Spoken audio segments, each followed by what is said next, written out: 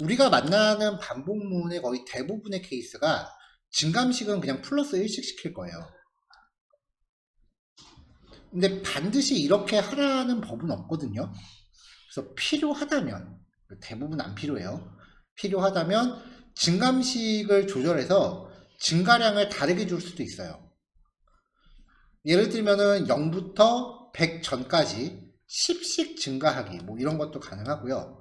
증가뿐만 아니라 감소시킬 수도 있어요.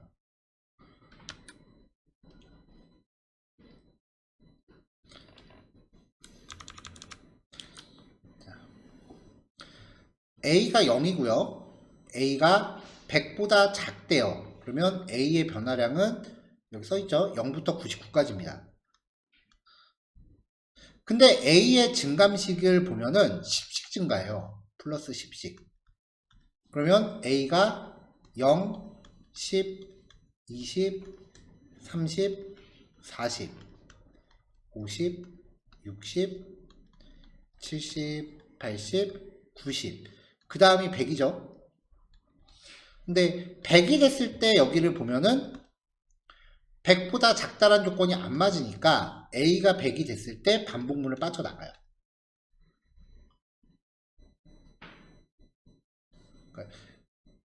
100이라는 값을 가지고 여기 딱 왔을 때 조건이 안 맞으니까 블록 안으로 못 들어가고 나가는 거예요. 그러면은 출력되는 값은 0부터 90까지만 출력이 되겠죠.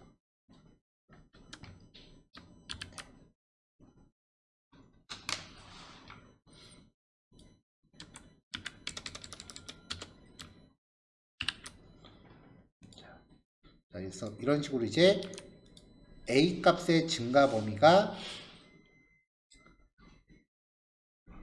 반드시 1일 필요는 없다.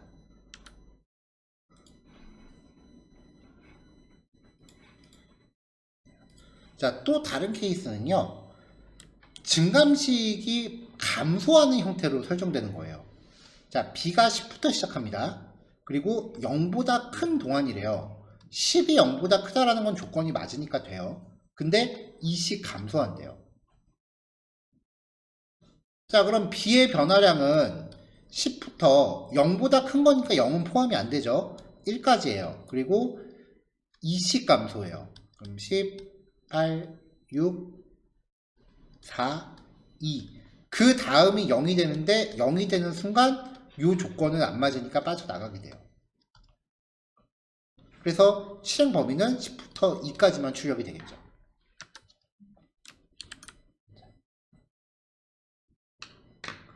아마 반복문을 사용하시는 동안 이렇게 1이 아닌 값으로 증가를 하거나 감소하는 형태는 진짜로 만나기 어려우실 거예요. 거의 없다라고 봐도 거의 무관할 정도로 안 나오는 케이스이긴 한데 그렇다고 해서 무조건 일씩 증가하는 형태는 아니다라는 거죠.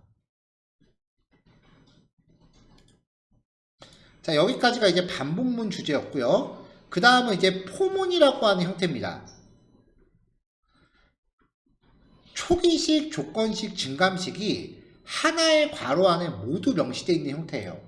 그래서 while문보다 반복의 범위를 산정하기가 좀 더 간단하고요. 실행 원리는 while문과 똑같습니다. 자, 처음에 이제 포문을 만나면 초기식을 먼저 하러 와요. 그 다음에 조건식을 하러 가요. 조건식을 판별해서 조건식이 참이라면은 블록안을 한번 실행하고요. 증감식으로 가요. 그 다음에 조건식을 가요.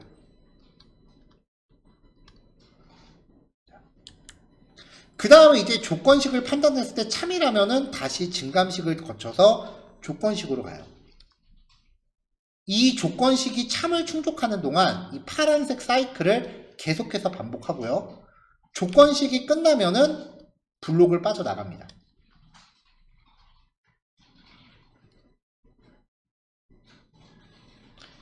while문과의 차이점이 있다면 while문은 초기식이 반복문 밖에서 만들어지는 거기 때문에 반복문이 끝난 다음에 이 초기식의 변수를 맨 마지막 바깥에서 인지할 수가 있다는 건데요. 포문은 초기식이 이 포문 괄호 안에서 만들어지기 때문에 이 블록을 빠져나가면은 초기식에서 만든 변수가 소멸돼요.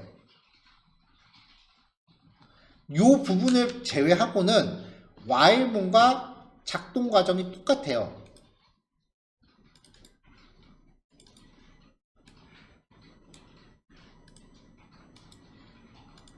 자, 그래서 포문에 대한 예제는요, while문에서 봤었던 거를 그대로 포문으로 재현한 겁니다. while문은 초기식이 바깥에 있는데 포문은 초기식이 안쪽에 있고요.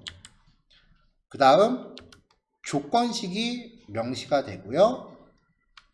마지막으로 증감식이 나옵니다. 그래서 x가 1부터 시작해서 10보다 작거나 같은 동안 반복되니까 x의 변화량은 1부터 10까지가 되고요.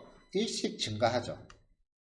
그럼 이 조건을 충족하는 동안 이 블록 안에 x값을 1부터 10까지 계속 바꿔가면서 여기를 계속 계산하시면 돼요.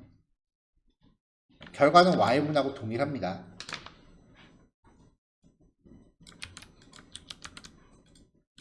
자, 근데 아까 while문 같은 경우는 x의 최종값을 출력했을 때 x의 최종값, while문 밖에서 x의 최종값을 확인할 수 있었는데 포문 같은 경우는 x의 최종값을 출력하면 에러가 나요. x가 정의되지 않았다라고 하면서 에러가 나요. 그래서 이 초기식에서 만든 변수를 포문 바깥에선 인지할 수 없다. 이게 좀 다른 점이에요.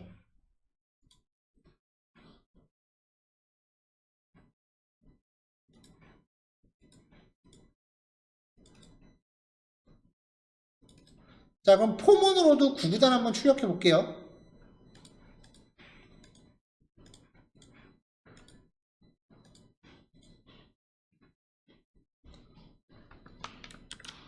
자, 초기식 y가 1이다. 여기서도 y가 1이다. 그 다음에 조건식은 y가 10보다 작다. 마지막으로 증감식은 y가 1씩 증가한다. 이걸 가지고 y 값의 변화량을 산정해 보면은 1부터 10보다 작다니까 10은 포함이 안 되죠. 1부터 9까지 1씩 증가.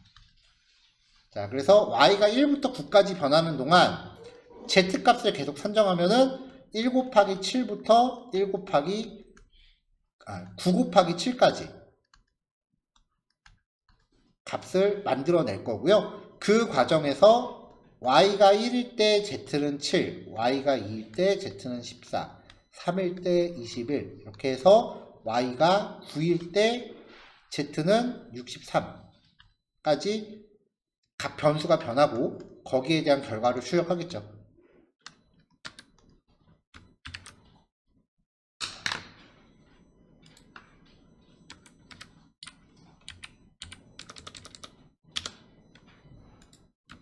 자, 그래서 결과는 while문하고 동일하고요. 자, 요번에 합계 구하기요. 합계 구하기에서 가장 중요한 거는 누적합을 저장할 변수를 반복문 시작 전에 먼저 0으로 초기화해야 된다. 이거를 거의 공식처럼 기억하시라고 말씀드렸죠. 예를 들면은 장바구니 같은 거에 상품을 담잖아요. 쇼핑몰에서요. 그러면 장바구니 안에 담겨있는 상품의 총액 같은 거 구할 때가 있어요. 그게 합계 구하는 가장 대표적인 케이스예요.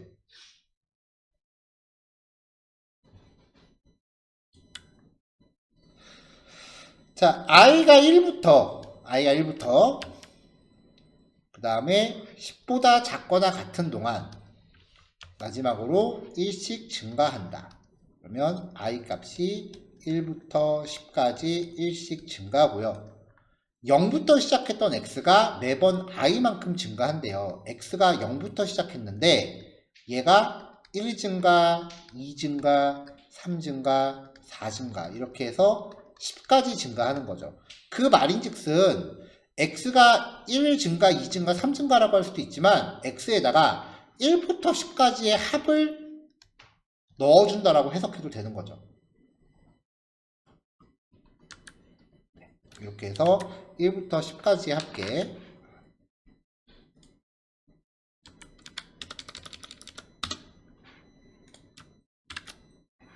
그래서 55라고 결과값 while문과 동일하게 나옵니다.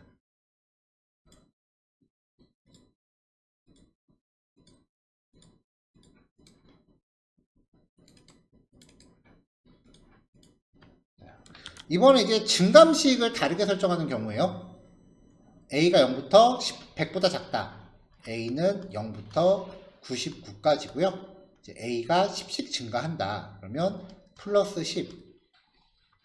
그래서 0, 10, 20, 30, 80, 90 그리고 100이 되는 순간 이 조건에서 위배되니까 빠져나가겠죠. 감소식도 마찬가지입니다. B가 10이에요. 0보다 크대요. 그럼 10부터 1까지가 되는 거고요. 2씩 감소해요. 그러면 10, 8, 6, 4, 2, 0. 0이 되는 순간 0보다 크다라는 조건에 위배되니까 빠져나갑니다. 이렇게요. 자, 여기까지는 이제 반복문에 대한 아주 기본적인 규칙이에요. 자, 여기까지 내용 정리하시면 될 것 같고요. 그 다음에 요 단원에도 보시면은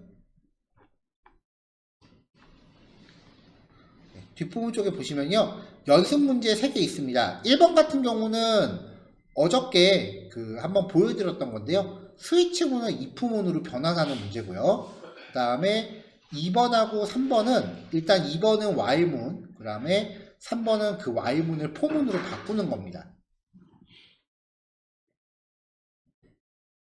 자, 예제 개수가 조금 되죠? 하나, 둘, 셋, 넷, 다섯, 여섯, 7개. 그 다음에 연습 문제 3개. 총 10개인데요. 4시에 뵙겠습니다. 4시에 문제 풀이하고 다음 단원 넘어갈게요.